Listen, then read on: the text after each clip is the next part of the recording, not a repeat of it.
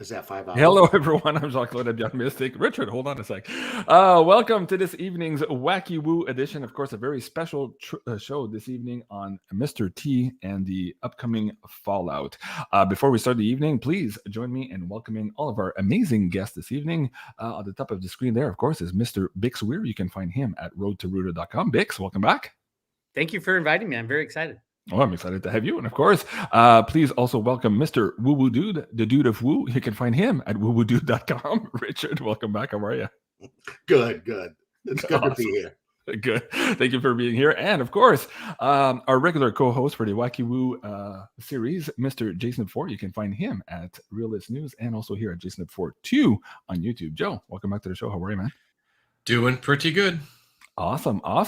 Thank you so much, everyone, for joining us on this live interactive show. I see all of the chats here in YouTube on both Joe's and YouTube and my YouTube channel. And I see also that we're running live, hopefully, yes, here on the Rumble feed. Let me just double check that. We've been having some issues the last couple of days. Yes, recording live there as well. And I think I saw Cliff. Hi, in the chat. Mr. Cliff, hi. How's it going? Hi. All right, guys. The rules are as follow. The rules of engagements for this evening. We're going to start here very gently and very politely here with all the right nomenclature for YouTube for the first couple of minutes. We're going to set the stage here. I wanted to share with the audience members a couple of videos here on YouTube that we want to promote here, both on BIX Weir's channel and on Joe's channel. We're going to have that short conversation, and within about 5 minutes or so, we're going to move over to the Rumble feed for the full uncensored conversation. So let me bring that Rumble feed down here in the live chat for you guys now, so you can click on that.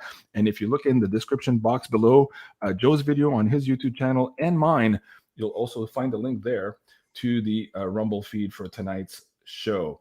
While I have you on the show, Bix, let me bring up your YouTube channel here. Last couple of days have been quite busy for you, and we're seeing more and more action now coming on in this crazy world of the precious metals. Set that up for the audience members. What happened last week with the derivatives first, and perhaps today lead us into this old Webbot data report that seems to perhaps maybe gaining some traction here today. Go ahead, Bix. Is that the $600 silver Yes, report yes, that we all know and love? Yeah, well, with the derivatives, I've been screaming. Everybody's been screaming, "Oh, derivatives are out of control. Credit Suisse was a huge derivative player. As a matter of fact, in 2021, they won Derivative Bank of the Year in 2 different categories. So something's going sideways there. Yeah. With the Blythe Masters kind of running the show. So really interesting time over there. I don't know what's going on with anybody other than them as far as who's gone down and who hasn't. With derivatives, it usually takes 3 to 4 weeks for everybody to kind of like pony up. But I was thinking the other day, everything that's happening now, we've been talking about for a long time. I've been talking about it since the 90s, late 90s. Right. Is when I was like, oh my God, this banking thing is a scam. I saw It's a Wonderful Life. That's real. It's true. And lo and behold, we have Silicon Valley Bank and Janet Yellen coming out saying, well, we're going to have to bail out systemic problems, but not unsystemic problems. So if it's an uninsured depositor that would be deemed systemic, we're going to bail them out. If they're unsecured depositor that is unsystemic, we won't. But here's the problem. If they don't bail out one unsystemic, FDIC insured depositor, everybody and their mother is going to run to the bank instantly. Right. There will be literally a race. So every single bank has to be systemic now. Every single problem has to be systemic. Or perhaps they don't have to, and their tactic here to move money to the big central bank so that they have the monopoly to push down this Fed Now or CBDC. That's the conversation for later here on Rumble. But Bix, okay, nice setup for that. And folks, go check out the Bank Run series here. Your deposits are not safe. I took it directly from the horse's mouth, so to speak. You can hear Janet there in Congress explaining that, yeah, indeed, that's happening right now. Even though that's not her intention, it is, of course, happening. And we saw earlier this week, too, that the run on the deposits is continuing in a rapid clip. And we're seeing more and more interest also in gold and silver. Speaking of gold and silver, Bix, what just happened in the last week here, too? And what like, first of all, Friday we closed over $24, which for a lot of people that was a line in the sand. And this morning we woke up to, holy shit, we're at 25. What just happened, Bix? Well, I've been tracking the derivatives in silver, the big silver lease from JP Morgan to Bank of America, and when that lease would close out. And I've been saying for over a year now, check out the numbers. All these numbers expire in a year. And then that's what happened at the end of the year. And it went into this first quarter. And now the banks aren't really that short. It's the hedge funds and the momentum players and the technical traders that are short. So it's free and clear for silver to run. Again, we all know it's control of computer programs.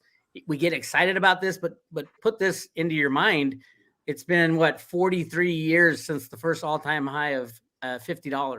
Mm-hmm. 43 years of money printing. The M2 money supply has increased about 20x.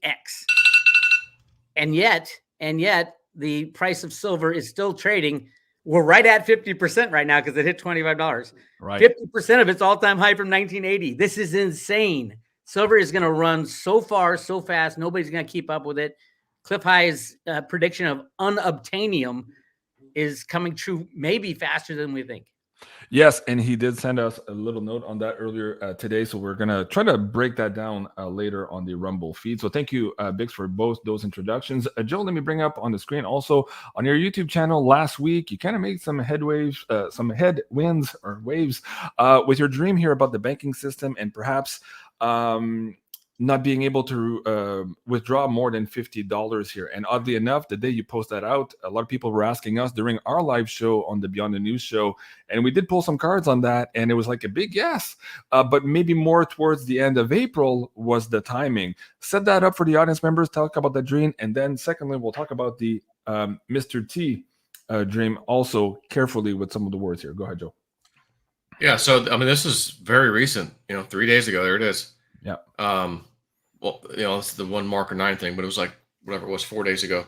I had this dream. I just got this dream, and I was inside of a bank, and it starts off with me inside the bank, and I'm looking kind of up because I see these balloons floating, and there's 3 or 4 balloons, and I could see they had contents inside them. It was stacks of money, cash, in each balloon, and generally speaking, they kind of look the same. Just all cash in each balloon. And all of a sudden, each balloon, and when I say it popped, it wasn't like a pop and then a little bit of a pause and then the next one. It was like pop, pop, pop, pop, pop, like that quick. Pop, pop, and I'm waiting to see, the dollar bills dropping, and there's nothing to drop. It just, everything evaporated, was gone. The balloon was gone, the money was gone, and I'm go, whoa. So next thing, I'm sitting there, I'm again in this room, like this private room. I felt like I was in a private room in the bank. Mm-hmm. And it kind of had a thing you could see over, so people could technically see back in, but I was like ducked down, and I was working these combination locks, and it was like but I was like a hacker. Like I'm listening, I'm like oh, right there, oh, right there, click, got it open, and it was mostly silver that was coming out, and the weird thing was there might have been some coins, but it's like there was I think out of 3 or 4 boxes, there was only 3, and I don't want to call them coins because they look like some kind of jewelry or trinket of some kind, gold, and it wasn't big, 1, 2, 3, and then there was silver, but it was there might have been some coins or things that you might recognize, but quite a bit of it was it's melted down, it's just, and it wasn't even melted down nicely into some crude bar. It was just almost like someone set the damn torch on the thing and just but it was small, maybe 10, 15 ounces in size or less, a few of those, and just different stuff that was gold and silver. And I'm like, okay, I can stuff that pocket full. I still got some left. Let me grab that. I'm stuffing my right pocket full, and I'm looking at myself can I walk out without people see what's in my pocket besides them sticking out real big? And I just put enough in there, I cleaned it out, and I was like, okay, I can do this. And right around that time, and first I'll say, I was as I was doing the locks, I'm telling myself, hurry up, no one's seen you yet, so I knew I was doing something I wasn't supposed to be doing. Okay. So I'm taking this as, if you got safety deposit boxes out there, you better go get your shit out quickly, is what is my warning to you right now is. But I then look up, because I hear kind of something, and I look, and one of the bank guys is walking by, and he's like, "Hey, does anyone need any cash? We've got some cash." And I'm like, "Yeah, can I get about 10,000?" He goes, like, "No, I can give you $50. That's it." Wow. And I'm like, "Well, I don't even want it. If it's 50, I don't care about that. I don't want it." Yeah. And and my notes were, because the banks were out of money.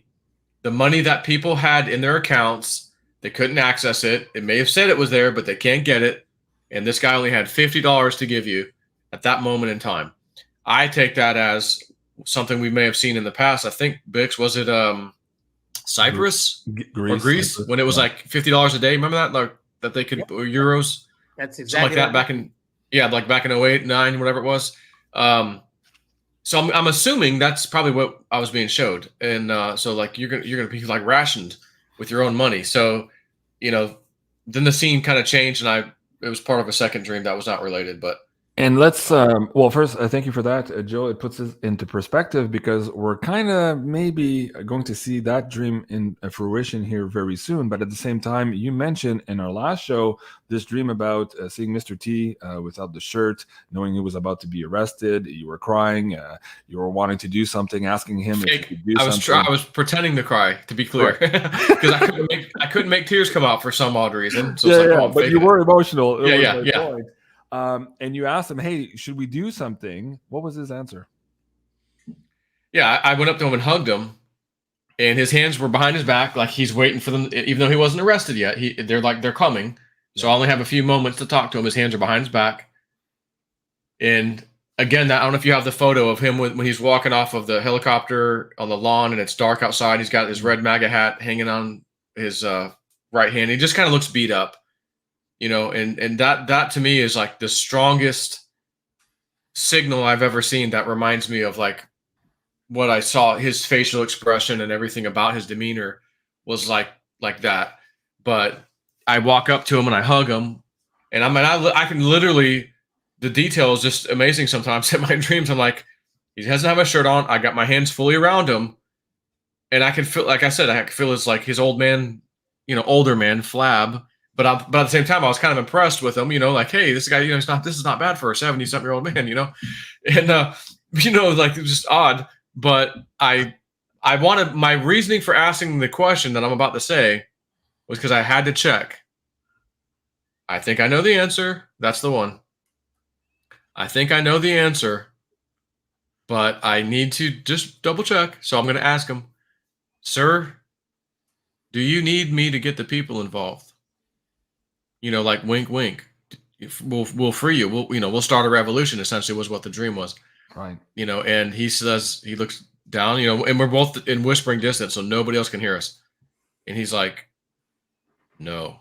Like, I mean, even quieter than I talk to him. Like, try not to move his mouth, almost like, "No." Like, shh. No. So I'm like, "Okay, thank you." And then that was kind of it. So I woke up and I go, "Okay, trust the plan. It's just a TV show. Enjoy it. It's going to be great." Okay. Thank you, Joe. And Mr. Woo Woo Dude, Richard, in the last couple of months, and actually in the last year of you being on the show, you've mentioned many, many times before that when we would get to this critical moments, we would see all of these black swans fall out of the sky at the same time. And now when we're looking at everything that's happening, including the events of today, there appears to be a lot of black swans coming out of the sky. Said that for the audience a little bit here who maybe have not watched those shows to understand how this was predictable, foreseeable, and how it appears that we're very much into that timeline now, or what Cliff High would call these temporal markers. Go ahead. Yeah, absolutely. I just got to touch one subject. What the hell's up with this old man flab crap? Okay, give us a break, would you? God, we've been dealing with gravity a lot longer than you. I'm gonna hug you when I see you. Yeah, Don't take offense. Give me a break. A lot of these things are definitely occurring really rapidly. I've been getting a lot of new things. Now today, before I even knew I was going to come on this show, I was getting a song from Spirit. I don't know who writes it, but I know BIX. He knows everything about this stuff. But it's the song "Everything is Beautiful" in its own way. I don't know who writes it, but they keep telling me for everybody, just listen to the song. It's very important. Now, another thing, and this comes with the black swans and everything. I need to just let this out. For the last 3 weeks, and again, I don't know who does this song. It's an old song, and it's Sandman, Sing Me Your Song. And instantly when I hear that, I'm brought to Saudi Arabia. And they said, understand, here's the true Sandman. And I went, what? Okay. I go, okay. So then they brought me to where Joe and I have talked many times about a tidal wave hitting New York. And what they kept telling me, it will come from Europe and come from that area and head this way. And they always said that the bonds would be released. But the other day, they said, take a good look at the tidal wave. Because again, BIX has such incredible knowledge with the bonds and all this. I don't have any. I just don't know what it is. So I looked really close at the tidal wave, and I looked at it, and it wasn't water. It was dollar bills. And then they said, now go back to what we showed you in the hospital. And then they brought me backwards to the vision of Putin punching the big guy in the face, right? Remember that? And his head turned into a toaster. He had a big dent. Dollar bills were coming out of my... I know, Bix. I was not on mushrooms either, okay? And all this money is pouring out. But the people in the stands that were watching this, okay, in the beginning, they were cheering for the big guy, and then it changed, like the Rocky movie in reverse. And all the people in the stands were people from other countries. And nobody came down to grab the dollars. I say, so when all this was happening, you're going, okay, what does this mean? Put a lot of discernment in it. But now we go a little further down. I go, holy shit. I says, here we are. And the Sandman is so powerful that it's going to create this tsunami of dollar bills somehow. Okay, that this is all coming our way. And now the April showers to bring May flowers, that all came up because of one of BIX's clients had reading with me and wanted me to look at silver. And I did. And this was the first time they actually gave me a real timeline, which I thought was strange. And that's when they said April showers will bring May flowers. And then in May, in the month of May, is when I really started to see separation. Now, did it jump up to the $500? Per ounce? No, it did not. But it kept climbing, and you could tell there was truly a separation. But then, when I looked into April, what I told them, I felt such sadness.